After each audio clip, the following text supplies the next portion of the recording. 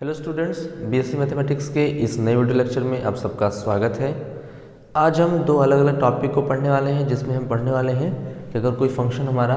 T power n f t के form में हो तो उसका लाप्लास ट्रांसफॉर्म कैसे निकालेंगे, और अगर कोई हमारा function f t by t के फॉर्म में हो तो उसका लाप्लास ट्रांसफॉर्म कैसे निकालेंगे। तो चलिए देर न करते हुए वीडियो को शुरू करते हैं। तो सबसे पहले हम देख लेते हैं कि हमारा अगर function t power n f t के फॉर्म में हो तो उसका लाप्लास ट्रांसफॉर्म कैसे निकाला जा सकता है। तो देखिए यहाँ पर अगर हम लोग मान लेते हैं कि if Laplace transform of f t, Laplace transform of f t is equal to कितना होता है, एफ एस होता है। तो लाप्लास ट्रांसफॉर्म अगर हम लोग इसका निकालते हैं t power n f t, तो इसका जो लाप्लास ट्रांसफॉर्म होता है ये होता है -1 टू द पावर एन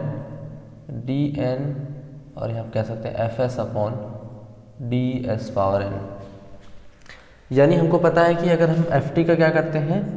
अगर एफ टी का किया जाए लाप्लास ट्रांसफॉर्म तो ये इक्वल होता है किसके, ये इक्वल होता है एफ एस के। ठीक है, तो अगर यहीं पे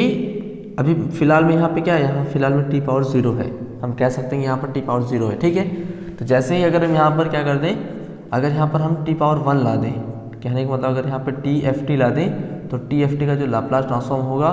वो होगा first derivative of f s with respect to s. F s function का एस के रिस्पेक्ट में डेरिवेटिव कर देंगे तो ये इसके वैल्यू आ जाएगी। सेम ऐसे अगर यहाँ पे टी पावर एन ले लिया जाए तो t power n f t का जो लाप्लास ट्रांसफॉर्म होगा ये होता है -1 की पावर एन। देखिए यहाँ पर अगर 0 फंक्शन था तो एक भी बार डेरिवेटिव नहीं किया गया,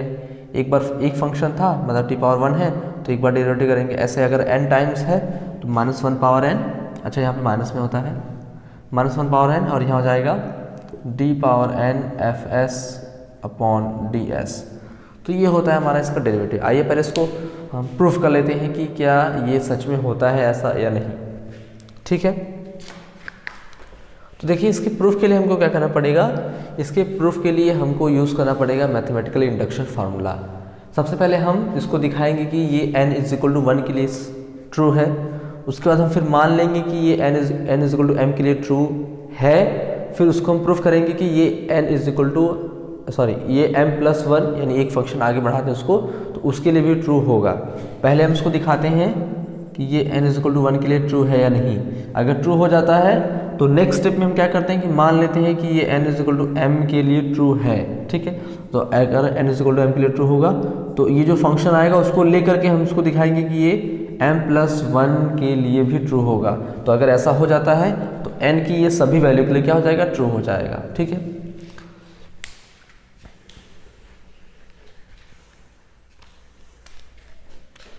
प्रूफ में लिखेंगे हम यहाँ पर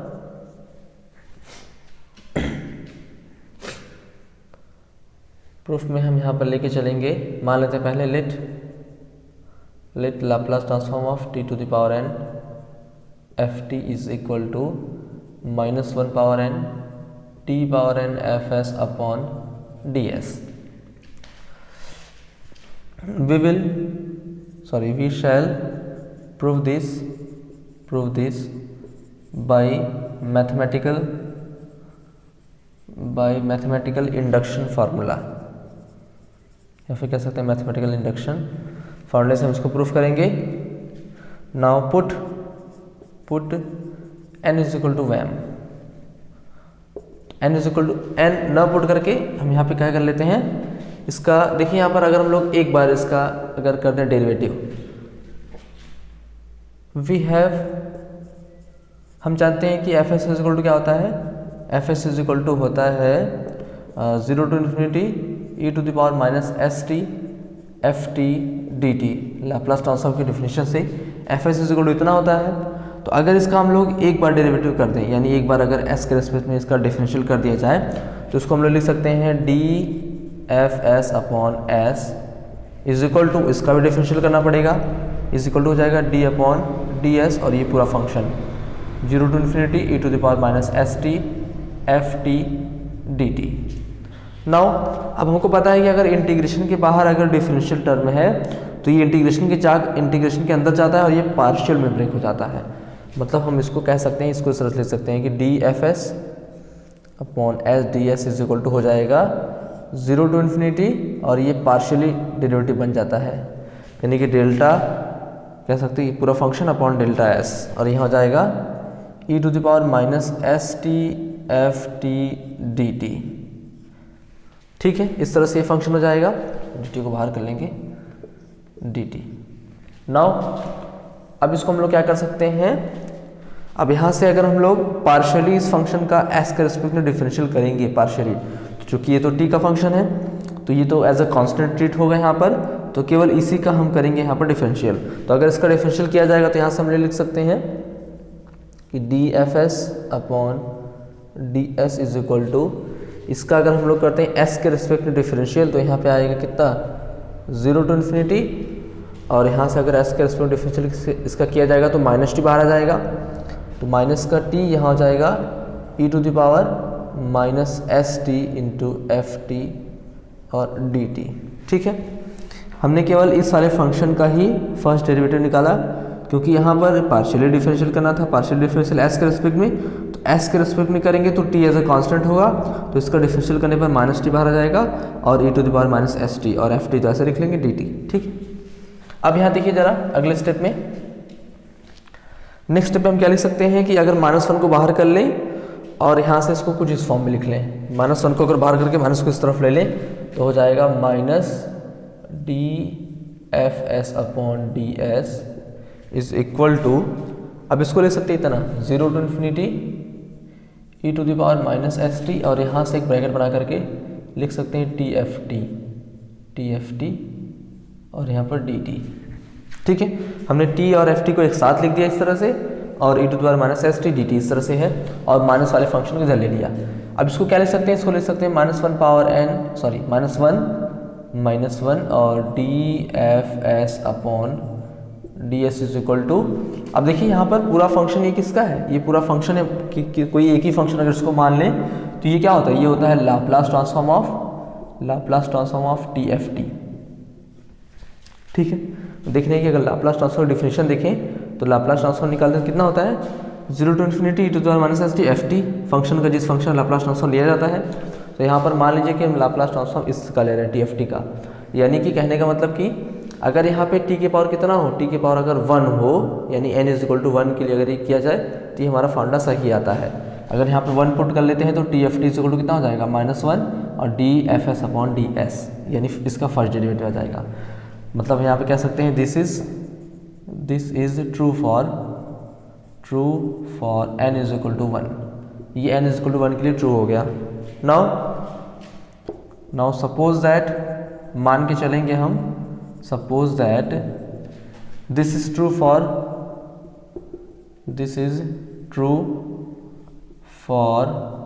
n is equal to m। अब मान के चलेंगे कि n is equal to m के लिए ट्रू है, तो अगर ये ट्रू होता है तो यहाँ पे जहाँ जहाँ n रहेगा वहाँ m पुट कर ले, तो हो जाएगा Laplace transform of t power m और f t is equal to -1 power m, और यहाँ हो जाएगा d power m f S upon d s. Now suppose that this is true for n is equal to m, मान लेते हैं कि ये n is equal to m के लिए ट्रू है। ठीक है, तो अगर ये n is equal to m के लिए ट्रू होता है तो ये सारी वैल्यूज इसकी इक्वल होंगी। ठीक है, तो यहाँ से हम इसको लेके चलेंगे, अब हम प्रूफ करेंगे कि ये n is equal to m प्लस 1 के लिए भी ट्रू होगा। ठीक है, तो यहाँ पे हम क्या करते हैं कि यहाँ पे हम पहले इस वाले फंक्शन का लिख लेते हैं -1 पावर m, और यहाँ जाएगा d power m f S upon d S is equal to Laplace transform of t power m f t. ठीक है, अब ये यहाँ से क्या किया जाए कि अगर हम यहाँ से पूरे फंक्शन का फर्स्ट डेरिवेटिव ले लें s के रेस्पेक्ट में, मतलब यहाँ से हम कह सकते हैं इसको, या फिर पहले इसको लिख लेते हैं -1 पावर m और ये d power m f S upon d S, sorry D s power m होगा, डी एस पावर m यहाँ हो जाएगा। अगर लाप्लास ट्रांसफॉर्म लगाएं फंक्शन का तो ये हो जाता है इसके डिफिनेशन से 0 to infinity e to the power minus S T, और यहाँ से ये पूरा फंक्शन कितना हो जाएगा, ये हो जाएगा t पावर m और एफ टी और यहाँ से डी टी। ठीक है, ये लाप्लास ट्रांसफॉर्म डिफिनेशन है। अब यहाँ से हम इसका ले लेते हैं फर्स्ट डेरिवेटिव s के रिस्पेक्ट में, यानी इस पूरे फंक्शन का अगर s के रिस्पेक्ट में क्या किया जाए, एस के रेस्पेक्ट में कर दिया जाए डिफरेंशियल, एस के रेस्पेक्ट में अगर इसका डिफरेंशियल कर दिया जाए तो इसको इतना लिख सकते हैं d power M f S upon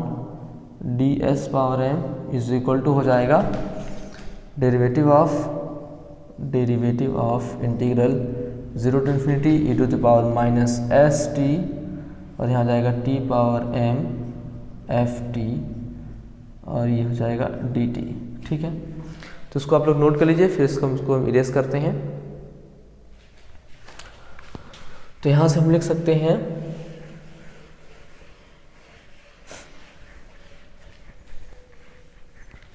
अब यहाँ से -1 पावर m तो कांस्टेंट, इसको बाहर कर लें तो -1 पावर m बाहर हो जाएगा, यहाँ हो जाएगा -1 पावर m और यहाँ से हम इसको लिख सकते हैं कितना।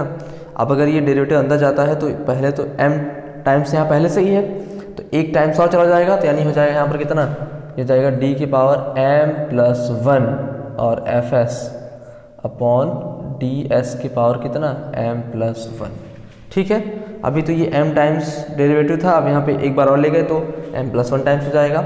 इज इक्वल टू यहाँ पर हो जाएगा। अब ये डेरिवेटिव हमको पता है कि इंटीग्रल के बाहर है तो अंदर जाएगा तो क्या हो जाएगा, वो पार्शियली डेरिवेटिव बन जाएगा, यानी हो जाएगा इंटीग्रेशन 0 टू इन्फिनिटी, यहाँ से हो जाएगा integration 0 to infinity e to the power minus S T और सॉरी इसको पहले हम डेरिवेटिव लिखेंगे, डेरिवेटिव हो जाएगा डेल अपॉन डेल एस और यहाँ जाएगा E to the power minus S T और टी पावर एम पहले से ही है T power M F T और यहाँ हो जाएगा डी टी। ठीक है, हमने इस डेरिवेटिव को अंदर ले लिया तो ये पार्शियली डेरिवेटिव बन गया और पूरे फंक्शन को ऐसे लिख लिया। अब यहाँ देखिए आप लोग, अब यहाँ इसको क्या लिख सकते हैं हम लोग, अब इसको लिख सकते हैं अगर यहाँ पे s के रिस्पेक्ट में अगर इसका डिफरेंशियल किया जाएगा पार्शियली तो माइनस टी फिर से बाहर आएगा जैसे पिछले वाले हमने किया था, तो ये हो जाएगा यहाँ पर इंटीग्रल 0 टू इन्फिनिटी यहाँ हो जाएगा माइनस का, हम कह सकते हैं माइनस का t या फिर इसको हम थोड़ा इधर ही लिखें इंटीग्रल 0 टू इन्फिनिटी और माइनस का t यहाँ से हो जाएगा E to the power minus S T और टी पावर एम पहले से ही है और एफ टी डी टी। ठीक है, अब यहाँ से क्या कर सकते हैं कि यहाँ से -1 को बाहर कर लें, माइनस इंटीग्रेशन 0 टू इन्फिनिटी और टी पावर 1 और टी पावर m इसको लिख सकते हैं to the power minus S T और टी पावर m+1 और एफ टी। ठीक है, इस पूरे को एक साथ लिख लेते हैं एफ टी और डी टी। अगले स्टेप में -1 को इधर ले लें, तो अगर -1 को इस तरफ ले लिया जाए तो देखिए यहाँ पर हम इसको लिख सकते हैं -1 और अगर -1 इस तरफ जाएगा तो हम लोग उसको क्या लिख सकते हैं, तो यहाँ हो जाएगा -1 की पावर m पहले से ही है और d power m+1 F S upon है D S is equal to ये कितना हो जाएगा, इज इक्वल टू हो जाएगा, अच्छा यहाँ पर हमने क्या लिया था -1 पावर इधर था तो अपॉन में कर देंगे तो यहाँ -1 हो जाएगा। ठीक है, और अगर ये हो जाएगा 0 to infinity e to the power minus S T और ये पूरा फंक्शन टी पावर m+1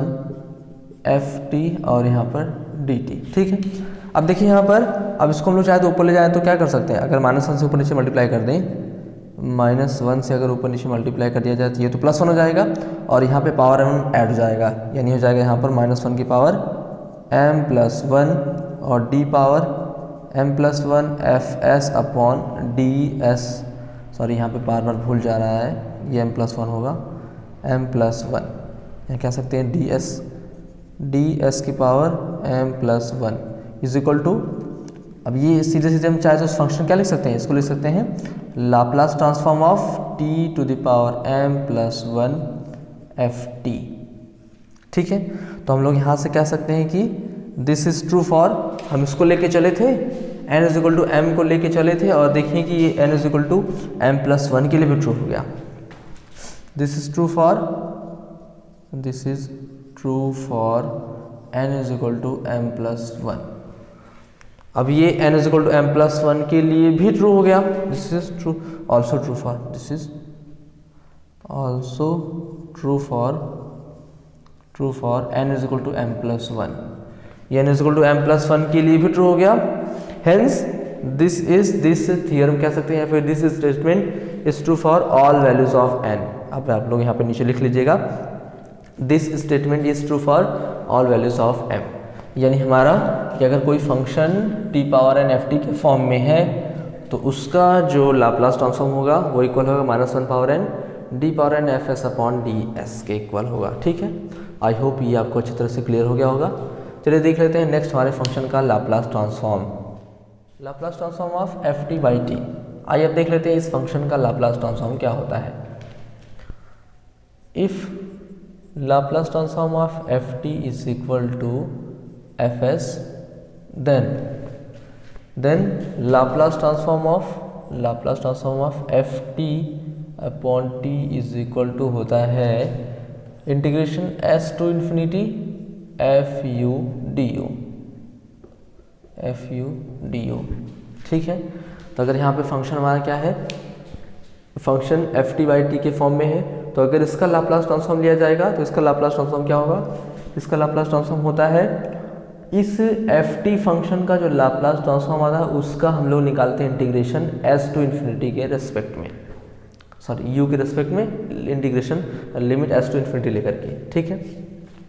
तो अगर कोई function f t by t के फॉर्म में है तो इसका जो लाप्लास ट्रांसफॉर्म होगा वो एफ टी का हम लोग निकाल लेंगे। क्या एफ टी का अगर निकाल लेते हैं कह सकते हैं लाप्लास ट्रांसफॉर्म, तो वो जो वैल्यू आएगी उसका अगर इंटीग्रेशन करते हैं एस टू इन्फिनिटी के रेस्पेक्ट में तो वही वैल्यू वही कहलाता है Laplace transform F t by T. ठीक है, और इसको प्रूफ करने के लिए भी हम यहाँ से राइट हैंड साइड से ही प्रूफ करेंगे, राइट हैंड साइड वैल्यू लेके चलेंगे और दिखा देंगे कि ये वैल्यू अपने आप आ जाएगा। ठीक है, नाउ चलिए इसको प्रूफ करते हैं। तो प्रूफ के लिए यहाँ पर हमको पता है कि we have f s is equal to हम लोग यहाँ से क्या कह सकते हैं कि f s is equal to हो जाता है 0 to infinity e to the power minus S t f t d t. ठीक है, तो अब यहाँ पे अगर एफ एस को हम एफ यू मान करके ही चलें, तो एफ एस को एफ यू मान करके चलें तो यहाँ पर हम क्या कर लेंगे कि अगर इसका हम लोग ले लेते हैं इंटीग्रेशन, मतलब दोनों साइड क्या ले लें, दोनों साइड ले लें इंटीग्रेशन एस टू इन्फिनिटी के रेस्पेक्ट में। ठीक है, अगर दोनों साइड का इंटीग्रेशन ले लें लिमिट लगा करके एस टू इन्फिनिटी और यू के रेस्पेक्ट में, तो यहाँ फंक्शन क्या हो जाएगा, इसको हम लोग लिख सकते हैं इस तरह से, इसको लिख सकते हैं एस टू इन्फिनिटी और यहाँ हो जाएगा एफ एस और डी एस। ठीक है, इज इक्वल टू कितना हो जाएगा, इज इक्वल टू, अब ये पूरा इसको हम लोग एक फंक्शन ट्रीट करेंगे। ठीक है, तो इस पूरे का लिया जा रहा है इंटीग्रेशन 0 एस टू इन्फिनिटी, यहाँ पे लिमिट लेकर के, और फंक्शन हमारा ये है, फंक्शन हमारा पूरा है 0 to infinity e to the power minus S T और एफ टी डी टी। अब पूरा जो है इसका इंटीग्रेशन कर रहे हैं एस के रिस्पेक्ट में। ठीक है, हमको पता है कि एफ एस इक्वल टू इतना होता है, हमने क्या किया कि दोनों साइड क्या कर दिए, दोनों साइड लिमिट लगा करके एस टू इन्फिनिटी लिमिट लगा कर इस फंक्शन का इंटीग्रेशन करें एस के रिस्पेक्ट में। ठीक है,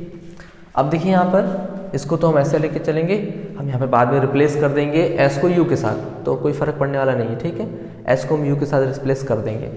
तो अब यहाँ से अगर इसको लेके चलते हैं तो यहाँ से क्या आएगा, इसको अगर हम लोग लिख सकते हैं, अगर यहाँ पे हम लोग इसको डबल इंटीग्रेशन फॉर्म में लिख लें तो एस टू इन्फिनिटी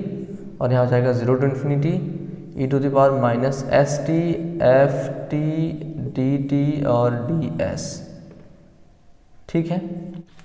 यहाँ से आप लोग देख सकते हैं कि ये एस की लिमिट है और ये टी की लिमिट है, तो हम एस वाले फंक्शन का पहले क्या कर लें, पहले इंटीग्रेशन कर लेते हैं एस वाले फंक्शन को एक साथ लेकर के। तो यहाँ से हम लोग इसको लिख सकते हैं कि 0 टू इन्फिनिटी, या फिर हम लोग इसको कह सकते हैं कि by interchanging the order of integration, by interchanging the order of integration, अगर यहाँ पे हम इंटीग्रेशन का ऑर्डर इंटरचेंज कर लें तो पहले हम क्या कर लेते हैं, पहले 0 टू इन्फिनिटी बाहर करके एस टू इन्फिनिटी को एस वाले फंक्शन का ले लेते हैं इंटीग्रेशन। ठीक है, तो यहाँ से हो जाएगा ये 0 टू इन्फिनिटी और यहाँ पे ब्रैकेट में हो जाएगा एस टू इन्फिनिटी यहाँ पे E to the power minus S T और यहाँ पर डी एस। ठीक है, बाहर हमारा बचता है एफ टी और डी टी। हमने इंटीग्रेशन ले लिया एस टू इन्फिनिटी और एस वाले फंक्शन को ले लिया और एस के रिस्पेक्ट में इसका करें इंटीग्रेशन। ठीक है, और सारा फंक्शन बाहर जाएगा। अब अगर इसको सॉल्व करते हैं हम यहाँ पर हम लोग लिख सकते हैं कि integration s to infinity f s d S is equal to, अब ये तो लिमिट ऐसे रहेगी 0 टू इन्फिनिटी, 0 टू इन्फिनिटी ऐसे रहेगा। अब इसका अगर हम लोग करते हैं s के रेस्पेक्ट में इंटीग्रेशन, तो t एज ए यहाँ पे क्या आ जाएगा, t एज ए कॉन्स्टेंट होगा। तो s के रेस्पेक्ट में अगर इंटीग्रेशन करेंगे तो t कांस्टेंट होगा, तो यानी t बाहर आ जाएगा, और इंटीग्रेशन करें तो t अपॉन में बाहर आएगा, यानी हो जाएगा इतना हमारा कि e to the power minus S t upon minus t, और लिमिट हो जाएगी s to infinity, s to infinity हमारी लिमिट हो जाएगी। ठीक है, हमने क्या किया कि इसका इंटीग्रेशन किया, तो इंटीग्रेशन करने पर कितना आएगा, e to the power minus S t upon minus t, और लिमिट हो जाएगी s टू इन्फिनिटी, और ये पूरा फंक्शन बचेगा एफ टी डी टी। ठीक है, अब यहाँ से हम लोग इसको लिख सकते हैं 0 टू इन्फिनिटी, और यहाँ से अगर हम लोग लिमिट लगा लें तो लिमिट, अपर लिमिट पहले रखेंगे, तो अपर लिमिट रखने से क्या हो जाएगा, यहाँ पे माइनस इन्फिनिटी मिलेगा, और e की पावर माइनस इन्फिनिटी की वैल्यू हो जाएगी 0, तो वह फंक्शन हट जाएगा, पहले 0 हो जाएगा। और लोअर लिमिट रखेंगे तो लोअर लिमिट में आगे देखने माइनस है तो हो जाएगा प्लस, और लोअर लिमिट रखेंगे तो हो जाएगा e टू द पावर कितना, यहाँ पे s के, चूँकि s की लिमिट है तो s की जगह पे s ही रहेगा, यानी e के पावर माइनस एस टी, और अपॉन बचेगा t। यहाँ पर देखिए हमने s के रेस्पेक्ट में किया है इंटीग्रेशन, तो ये जो लिमिट है वो s की ही लिमिट है, यानी जहाँ जहाँ फंक्शन s रहेगा वहाँ पे इन्फिनिटी रखेंगे, और जहाँ जहाँ s रहेगा वहाँ पे s ही रखेंगे। तो इन्फिनिटी रखने से तो ये फंक्शन 0 हो जा रहा है, और या फिर आप लोग चाहे तो एक स्टेप बढ़ा सकते हैं, यहाँ पे लिख सकते हैं 0 और माइनस माइनस हो जाएगा प्लस, और यहाँ हो जाएगा e की पावर माइनस का एस टी अपॉन टी। ठीक है, इतना कर सकते हैं, और यहाँ पर एफ टी डी टी। अब देखिए यहाँ पर, अब चाहे तो हम लोग नेक्स्ट स्टेप में इसको लिख सकते हैं 0 टू इन्फिनिटी और e to the power minus S t. अब यहाँ पे जो t बच रहा है उसको हम लोग इस तरह से लिख सकते हैं एफ टी और बाई टी और डी टी। और अगर इस पूरे फंक्शन को कोई एक ही फंक्शन माने तो हम लोग कह सकते हैं कि integration s to infinity f, अगर इसको चेंज कर दें u में, f u d u is equal to हो जाएगा, यहाँ से ये हो जाएगा कितना, ये हो जाएगा Laplace transform of f t by T. ठीक है, तो यानी यहाँ पे कह सकते हैं, या फिर इसको हम लोग एफ एस डी एस में भी रख देंगे, कोई फर्क पड़ने वाला नहीं है। ठीक है, तो किसी function Laplace transform F t upon T का अगर लाप्लास ट्रांसफॉर्म लेते हैं तो ये इसने के इक्वल होता है। तो उसको प्रूव करने के लिए हमने क्या किया कि पहले हमने एफ एस डिफिनेशन से Laplace transform definition F S की वैल्यू रख ली। अब एफ एस की वैल्यू को ही एफ एस को हमने क्या किया कि इंटीग्रेट कर दिया लिमिट एस टू इन्फिनिटी लेकर के एस के रिस्पेक्ट में, और उसको सॉल्व कर दिया तो ये हमारे वैल्यू आ गई। तो आई होप आपको ये अच्छी तरह से क्लियर हो गया होगा। तो फिलहाल इस वीडियो लेक्चर में इतना ही, मिलते हैं नेक्स्ट वीडियो लेक्चर में अब कुछ एग्जाम्पल के साथ।